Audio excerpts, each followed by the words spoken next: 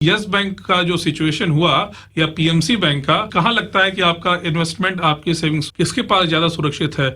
उस बैंक के पास जिसकी मालिक सरकार है या उस बैंक के पास जिसका मालिक कोई कॉर्पोरेट है?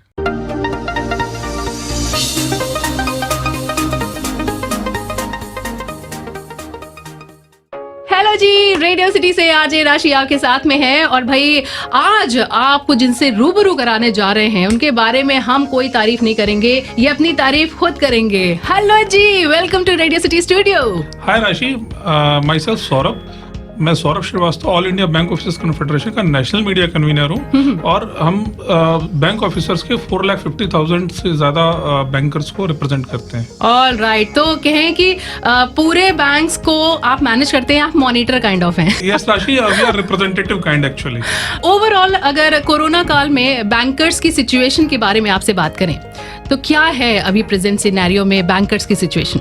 बैंकर्स की सिचुएशन अच्छी तो नहीं है। बैंकिंग जो है वो पब्लिक से जुड़ा हुआ मुद्दा है और अगर पब्लिक से जुड़े मुद्दे की बात करें तो जो पिछले 3 महीने का लॉकडाउन रहा वो उसमें बड़ा बिजनेस का क्राइसिस आया और बिजनेस के क्राइसिस की वजह से जाहिर तौर पर बैंकिंग भी इफेक्ट हुई है। अगर यूपी की बात करें, उत्तर प्रदेश की बात करें तो 18,000 से ज्यादा बैंक ब्रांचेस हैं उत्तर प्रदेश में और 27,000 से ज्यादा हमारे बैंक मित्र पॉइंट्स हैं।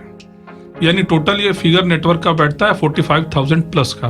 और अगर एक औसत आंकड़ा रखें कि एक दिन में 100 आदमी एक ऐसे पॉइंट पे इंटरेक्ट करता है तो पर डे 4.5 लाख से ज्यादा लोग इन पॉइंट्स पे इंटरेक्ट कर रहे हैं। जब सोशल डिस्टेंसिंग की बात होती है तो फिर ये बहुत बड़ा रिस्क होता है कि पर डे, अच्छा ये रूरल सेक्टर्स में यहाँ पे 400-500 की भीड़ होती है क्योंकि जब प्रधानमंत्री गरीब कल्याण का पैसा आया तो वहां पे 400-500 लोगों की भीड़ देखने को मिली।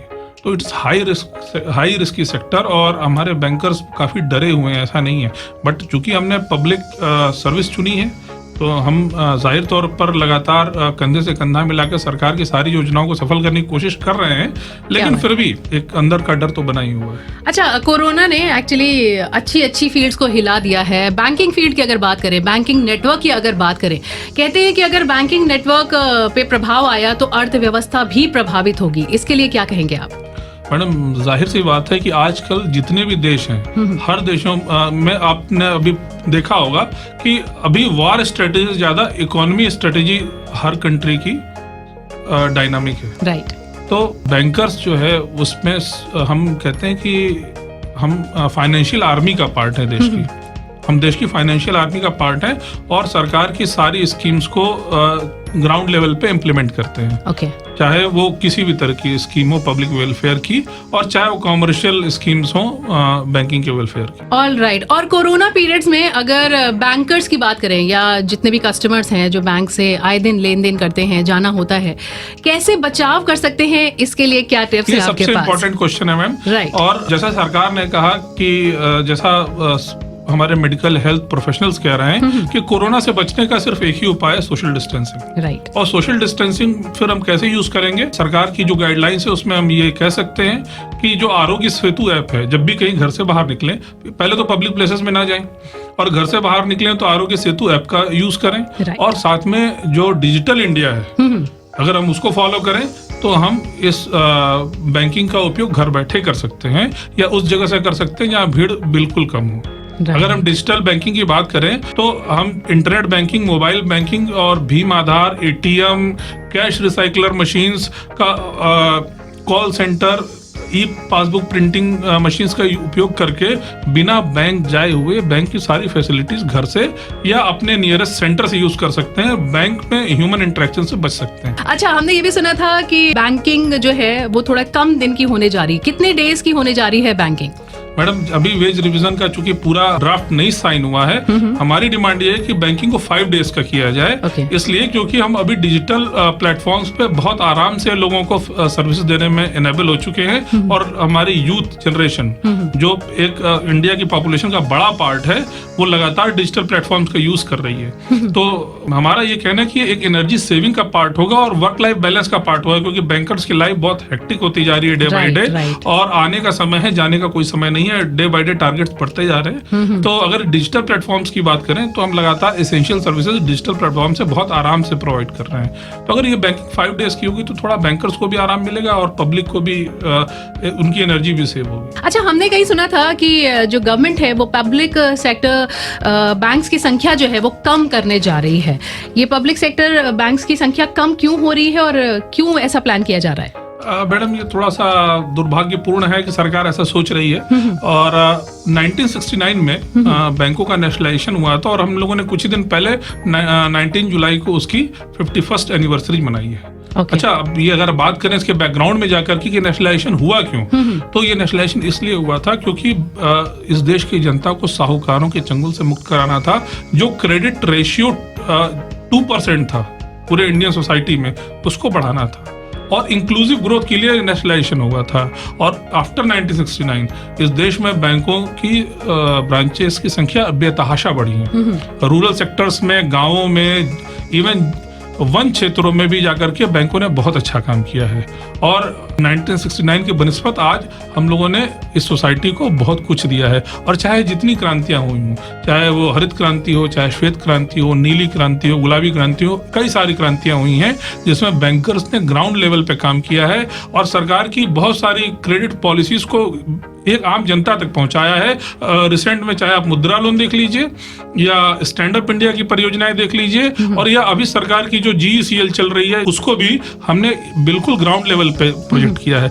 लेकिन अब सरकार ये सोचती है कि इनकी संख्या को कम किया जाना चाहिए और सरकार ये सोचती है कि इनको बेच करके हमें वन टाइम कुछ रेवेन्यू मिलेगा जिससे हम लड़खड़ाती अर्थव्यवस्था को सुधार लेंगे। मेरा ये कहना है कि हम लोग जब पढ़ते थे तो CBSE बोर्ड्स की किताबों में गांधी जी का टेलिस्मैन होता था, गांधी जी का तावीज, उसमें लिखा होता था कि जब तुम्हारे मन में कोई निर्णय लेने में दुविधा उत्पन्न हो तो उस सबसे गरीब आदमी को देखो और ये विचार करो कि उसके ऊपर तुम्हारे निर्णय का क्या इफेक्ट पड़ेगा, और अगर उसके ऊपर तुम्हारे निर्णय का गलत इफेक्ट पड़े तो उसको डिसीजन लेने से पीछे हट जाओ। ये गांधी जी का देश है, हम लोग पूरे विश्व में गांधी जी के देश के नाम से जाने जाते हैं। ये public sector bank inclusive growth के लिए हुए हैं, गरीबों के लिए हुए हैं, आम जनता के लिए हुए हैं। हम हाई चार्जेस नहीं लेते पब्लिक से। अगर हम भारत के संविधान की प्रस्तावना की बात करें, जो कॉन्स्टिट्यूशन ऑफ इंडिया की प्रस्तावना है, जिसको भारत का apex court honourable supreme court कहता है कि ये उसकी की है, ये उसकी चाबी है, उसमें क्या लिखा हुआ है? उसमें लिखा है कि हम भारत के लोग भारत को एक संपूर्ण प्रभुत्व संपन्न समाजवादी तथा लोकतंत्रात्मक गणराज्य बनाने के लिए और इसके सभी नागरिकों को सामाजिक, आर्थिक और राजनीतिक न्याय सुनिश्चित करने के लिए इस संविधान को बना रहे हैं। मेरा ये कहना है कि क्या इस देश के नागरिकों को सामाजिक और आर्थिक न्याय मिल चुका है, वो भी उस बैकड्रॉप में जब अमीर और गरीब का अंतर डे बाय डे बढ़ रहा है। Per capita income no doubt बढ़ रही है, बट वो पर कैपिटा इनकम के अंदर अगर हम जाकर देखेंगे तो अमीर और अमीर होता जा रहा है और गरीब और गरीब होता जा रहा है। और वो भी उसके बाद की बैकड्रॉप की चर्चा करें, जो प्रेजेंट सिनेरियो है, इस कोरोना काल में बहुत सारे लोगों की नौकरियां गई हैं, लोगों की जॉब लॉसेज हुए हैं, और आज की डेट में पब्लिक सेक्टर बैंक की बहुत जरूरत है कि ग्राउंड लेवल पे जाकर के पब्लिक का सपोर्ट करें, सरकार की जो स्कीम्स हैं उसको लागू करें। इसलिए ये बहुत डिमोरलाइजिंग है। अगेन मैं कहूँगा कि ये सरकार अगर इस प्रिवेलिंग कंडीशंस में बैंकों का जो निजीकरण है उसके बारे में सोच रही है, बैंकों के में अपने शेयर्स के डिसइन्वेस्टमेंट के बारे में सोच रही है, तो ये डिमोरलाइजिंग जरूर है। और राशि, मैं आपसे पूछना चाहूंगा कि आपका पैसा, आपकी सैलरी, आपका इन्वेस्टमेंट किसके पास ज्यादा सुरक्षित है? उस बैंक के पास जिसकी मालिक सरकार है या उस बैंक के पास जिसका मालिक कोई कॉर्पोरेट है?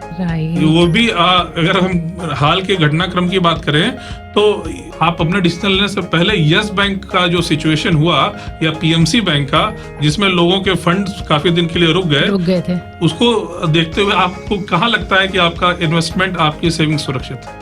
सर, आप ही लोग के पास सुरक्षित है। किसको क्या बोलूं, मैं बहुत बड़ी मछली पे निशाना लगा नहीं सकते। लेकिन सर, एक बार फिर बहुत सारी बातें आपने बैंकिंग सेक्टर्स की लेकर के आए हैं आप, बहुत सारे प्रॉब्लम्स जो फेस करते हैं वो उसके बारे में एक बहुत ही सुलझा हुआ पहलू हमें भी पता चला। सर, ये सारी बातें तो एक तरफ, लेकिन अगर कहें कि नोटों के रंग पे अगर हम आए ये जो आए दिन नोटों के रंग बदल रहे हैं, इस पे क्या कहेंगे आप? क्या बैंकर्स भी कभी कंफ्यूज होते हैं? नहीं मैडम, हम तो भारतीय रिजर्व बैंक के और अपने बैंकों के सर्कुलर से गवर्न होते हैं, तो जाहिर सी बात है हम कंफ्यूज होंगे तब तो बहुत ही अजीब सी सिचुएशन हो जाएगी। लेकिन हाँ, कभी कभी जैसे रात में 9 बजे कोई व्हाट्सएप पे मीम आ गया, और जैसे परसों मुझे किसी ने पूछा कि क्या 350 रुपीज के कोई नया नोट लॉन्च हुआ है, तो ये एक बार के लिए भी हमारे लिए प्रश्न खड़ा हो जाता है कि नहीं, ऐसा तो कुछ नहीं हुआ। लेकिन फिर हमको उसको जस्टिफाई करते हैं, और आप अपने कॉल सेंटर से, अपने बैंकर से कभी भी बात कर सकते हैं और इन चीजों पे क्लैरिफिकेशन ले सकते हैं। ये सोशल मीडिया का दौर है, तो इस तरह की चीजें आती रहती हैं। लास्ट में मैं पब्लिक से एक ही अपील करूंगा कि आप अपने बैंकर्स का सपोर्ट करिए, डिजिटल बैंकिंग यूज करिए, बैंक जाने से बचिए, अपने और अपने परिवार का खूब सारा ख्याल रखिए। और सरकार से एक अनुरोध करूंगा कि इस प्लेटफॉर्म पे, इस बैंकिंग नेटवर्क में, जब पर डे यूपी में 5 लाख से ज्यादा लोग बैंकर्स के टच में आ रहे हैं, तो जब भी कहीं रैंडम सैंपलिंग कराई जाए कोरोना की, तो बैंकर्स की जरूर कराई जाए। ऐसा ना हो कि ये अगर कोई पॉइंट इग्नोर हो जाए और ये कम्युनिटी ट्रांसमिशन का पार्ट हो जाए। और एक चीज और, बैंकर्स की वर्क लाइफ बैलेंस के लिए और पब्लिक को सेव करने के लिए अभी प्रेजेंट पैंडेमिक सिचुएशन में बैंकिंग को 5 डे किया जाए, और एटलीस्ट कुछ दिन के लिए, जब ये बूम पे है यूपी में कोरोना, तो बैंकिंग को 10 से 2 किया जाए, और एसेंशियल बैंकिंग, एसेंशियल वर्क्स को ही कराया जाए, जिससे पब्लिक सुरक्षित रह सके। हमारी पहली प्रायोरिटी है nation first, organisation second and individual last. तो हमें राष्ट्र के लिए अपनी जनता को सुरक्षित रखना बहुत जरूरी है। Thank you so much Saurabh ji, इतनी सारी बातें आज बैंक से रिलेटेड हुई हैं, और राशि, क्योंकि बैंक का बहुत इंपॉर्टेंट हिस्सा होती है धन राशि की अगर बात करें तो बहुत ही अच्छी सी बातचीत आपसे हुई है। थैंक यू सो मच हमारे रेडियो सिटी स्टूडियो में आने के लिए।